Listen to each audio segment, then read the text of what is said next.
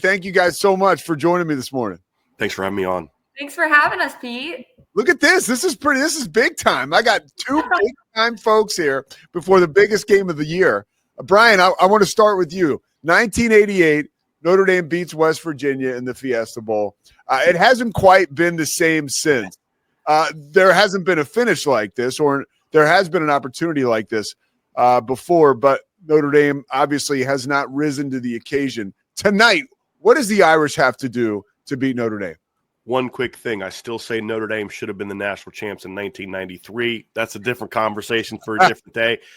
Really what it comes down to when you get on the stage is you've got to play your game, right? I mean, that's what got you here. It's not like in the past where if you could kind of manage through a weak schedule and be in the top two, you get the BCS game and maybe your team wasn't quite there or whatever the case may be. I mean, you had to earn your way here. You in Ohio State had to earn their way here. And, I've made the case on our show for the last couple of months that when they play their game, the two best teams in college football are Notre Dame and Ohio State in whatever order you want to pick them.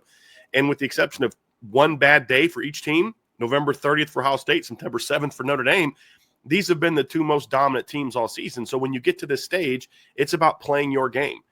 For Notre Dame, that's about being physical in the trenches. It's about being disciplined on defense. It's about flying to the ball. It's about being disruptive. You're the number one turnover forcing team in the country. You've got to do that in a game like this. That's what got you here. You have dynamic runners. That's what got you here. You got to be able to do that, and then you've got to be opportunistic in the pass game. And that's what Notre Dame has been all year, right? I mean, they've won different ways. They beat Penn State by throwing the ball a lot down the field. They beat Georgia by throwing for 90 yards, right? But there's been certain consistent things in each of those games. That's physicality, forcing turnovers, and just having an elite dominant defense, which the other team they're going to play tonight also has. Yeah, that's pretty good breakdown. Nicole, I want to switch over to you kind of like from a background perspective with Ohio State. You sat at Ryan Day's house last week with his wife, Nina. You kind of got the vibe on like the internal affairs of the Ohio State football program. I, from, zooming out, feel like Notre Dame might be the team that's playing with house money tonight just because they're the underdog. They might be a little looser. But what's your vibe on Ohio State coming into this game? Are they kind of wound tight? Because, every game, and just like Notre Dame that Ohio State drops, there's been like panic, over the course of the past 2 years. But for Ohio State going into this game, are they loose or are they wound tight? What's your feel?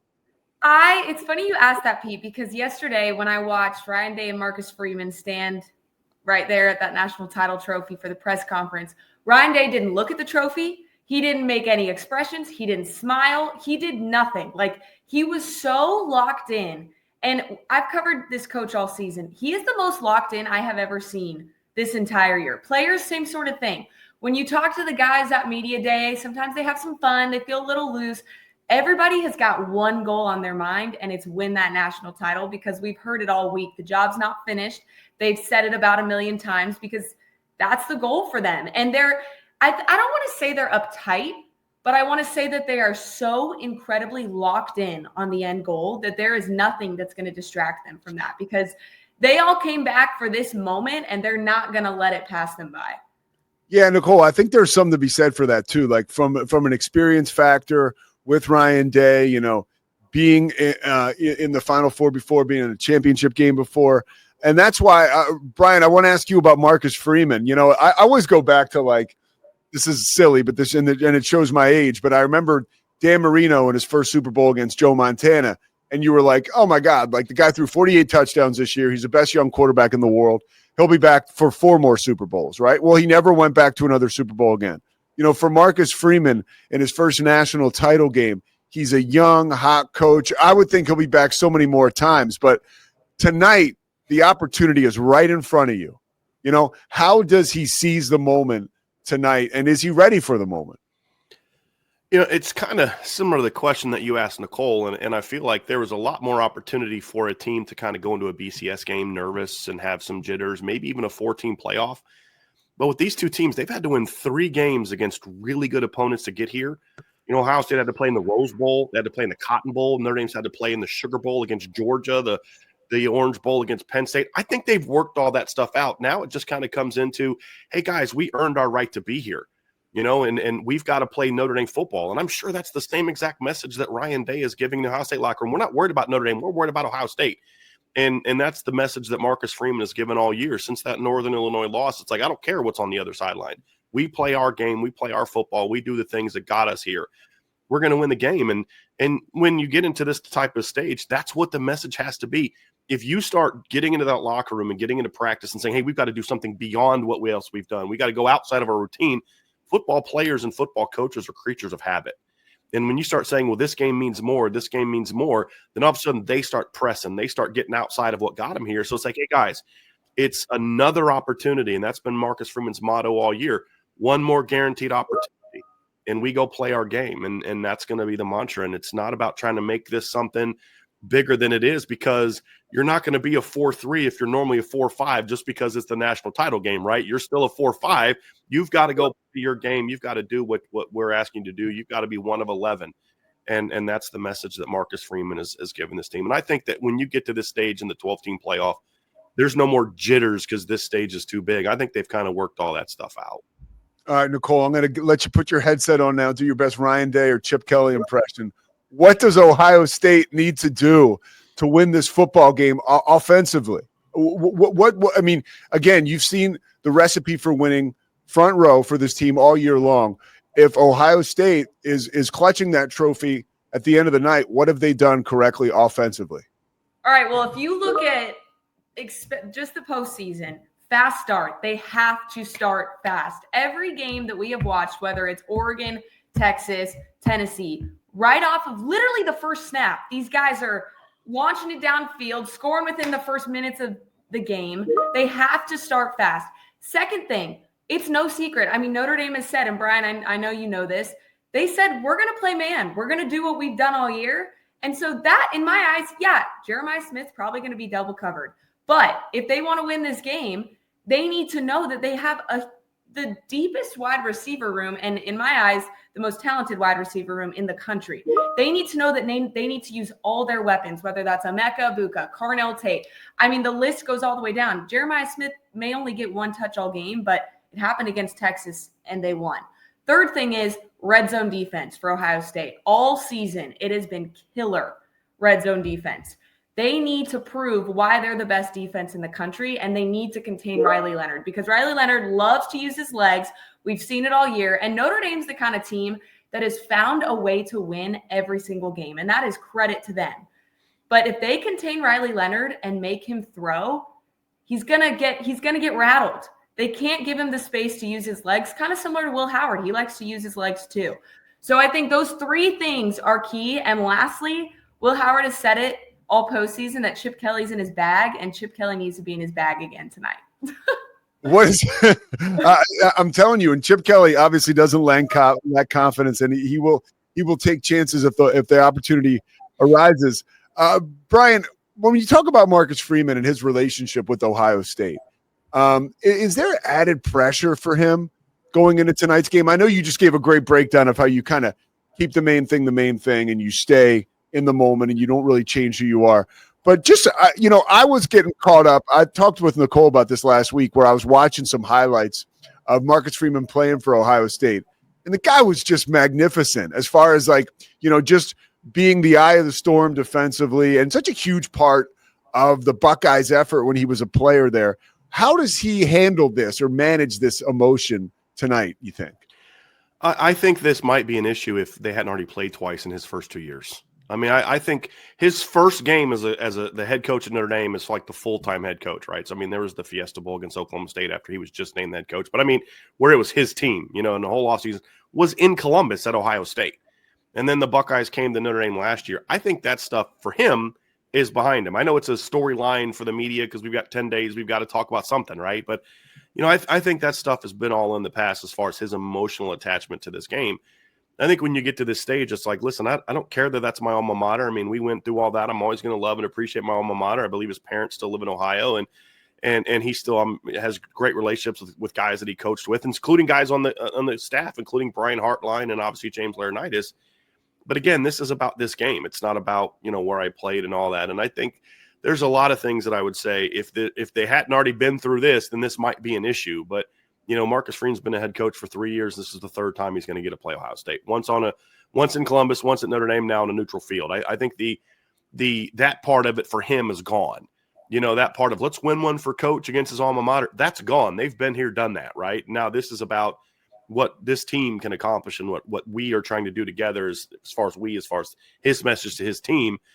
I just don't think that's more important to us in the media than I think it is this football team. Just like the Ohio State players aren't going to give a rip that Marcus Freeman played at Ohio State. This is about what our team goals are, and that's going to be the message for these teams. Nicole, how thirsty is Columbus and the Ohio State Buckeye Nation for this title? How like the emotions around Columbus today? Give us a vibe check. I mean, it's been 10 years. It's been 10 years since they've won a national title. November 30th was probably the worst day in the city of Columbus here. Buckeyes hit rock bottom. Like, I have never experienced a game like that with just emotions for the next few weeks in this city after the results of that game. But then all of a sudden, I mean, Nina told me, and we talked about it, Pete, that Ryan had a different look in his eye. The next day that he woke up, he had a different look in his eye. And this team has just been absolutely electric in the postseason. So all of Buckeye Nation, which I have some issues with that because there's some of Buckeye Nation that completely went on the other side of, after November 30th and they lose to that team up north, they're off the train completely and now they're back on, but that's a different story. Columbus is so hungry for a national title. And I think here's the main reason why is because you get attached to some of these guys on this team, like a Jack Sawyer and Emeka Ibuka, JT Tuimoloau, who came back. They could have gone to the draft. They could have been playing in the NFL right now, but they came back for one more year to do just this. How can you not want them to win it all with a story like that? How can you not want a local guy like Jack Sawyer, who's the hometown kid, to take home a national title when he came to Ohio State during Ryan Day's first year as head coach? There's so many stories on this team. Ryan Day has said it, but none of those stories are going to be told unless they win. So now it's up to this team to finish the storybook ending, and all of Columbus has just rallied behind this incredible story that could be finished and told tonight when they raise that trophy. All right, last question for both of you guys. I'll let you get out of here. Bryan Driskell, your team. I'm not going to say your team. Maybe I can say your team, but the Irish are more than a touchdown underdog tonight. Who do you have? What's your final score prediction? Well, just so let's be clear, in the last 14 championship games where there has been a 8-point or greater spread, the underdog is 8-6 outright. So I just want to kind of point that out. And the Buckeyes remember this from back in 2006. I'm just messing around, Nicole. Look, I think these are two excellent football teams. I really do. And I think it's really going to come down to which team can impose their will on the other. And for me, I think with Notre Dame, with their offensive line, they finally get their left tackle back. I think his experience – we saw the second half against Penn State, what that line looked like with him in the lineup. Speaking of Charles Jagasaw, they went from rushing 16 yards in the first half to 101 in the second half and just lit up that Penn State defense in the second half of that game, 24 points and 261 yards in just 2 quarters of play against a really good defense. And I think that's going to be what it allows Notre Dame to win this game. I have it being 30-24. I do think there's going to be a little bit more points than we think because I think both of these defenses are going to give them their offenses opportunities to get points on shorter fields. I think that's what happens sometimes when you have two great defenses is, they actually then kind of put themselves in situations to get more points. I think Notre Dame's physicality is going to be carried. I'm not one of those Ohio State is soft people. It's just style of play. Notre Dame's style of play is geared more towards physicality on both sides of the ball. And Ohio State's is not – it's not – again, I'm not one of those, they're soft people. But you break down their run game. You break down how they play. They're not a team that's built on just power football the way that Notre Dame is. And I think that's going to be the thing that carries the day as long as Notre Dame can continue to do what got them here, which is dominate the turnover battle. If they can win in the trenches and dominate the turnover battle, that's how you negate that perceived advantage on the perimeter. And I think that's what Notre Dame's going to have to do to win, and that's what my prediction is they will do to win, 30-24. But I think this is going to be a great 4-quarter football game. All right, Nicole Shearin, you got a crystal ball over there you can look in and tell me what you think? Well, Brian, my score's a little different than you. I actually think it's going to be a pretty low-scoring game for the Irish just because Ohio State's defense has proven to me time and time and time again that they are absolutely elite. I think it's going to be 24-7 Ohio State. I know. This is what I think. It's all right. I'm used to it. I've been dealing with Ohio State people all week who think Notre Dame just like lucked their way into the national title game. No, and I don't think that. Even though they scored more points against Penn State than Ohio State did, but that's a whole different story. Yeah, no, I hear you, and I could be proven way wrong, but I just feel like the defense that I have seen from Ohio State, more specifically this postseason, has really impressed me. And especially the fact that this defense is so veteran with a lot of those guys, it's going to be their last game in the scarlet and gray. I see a world where they are so juiced up to just have them not find the end zone that they are going to play their best defensive football that I think we've ever seen. So I think it's going to be 24-7. And I agree with you, Bryan, that turnovers are going to be a big thing because we've seen Will Howard get shaken up in the pocket. And you need to protect the football. And if Will Howard gets shaken up like that, it could cause some problems, and that can quickly change the course of the game. But if this offense gets in a rhythm, it could be dangerous. So I think 24-7 I agree with. Is my final score. Yeah, that I agree with. I mean, look, Shannon Sharp and Stephen A. Smith have nothing on you two. That's all. That's all I'll say. What? I think this has been a very pleasant conversation. My response wasn't to her. I literally just had, I even had an Ohio State fan jump in my comments yesterday and say, Ohio State's played a mobile guy more mobile than Riley Leonard. I'm like, who? He's like, Curtis Rourke. I'm like, okay, I've heard it all now. I've literally heard it all. You know what I mean? Like, come on now. Bryan Driskell, Irish Breakdown. Nicole, thank you so much. You can check her out, Channel 10 in Columbus. We'll have all your information in the show notes when we put this one up and share it with people. Thank you guys so much for taking time out of your busy schedules on such a busy day for you two. This was very exciting for me. I was looking forward to it, and I can't wait for the game tonight. So thanks for getting us primed and ready. Thanks for having us, Pete. All right. We'll see those two later. We will see you on the other side of the break. We got Royden Ogletree in studio. The Pete Souza Show, powered by the Rogue Media Network, is back after this.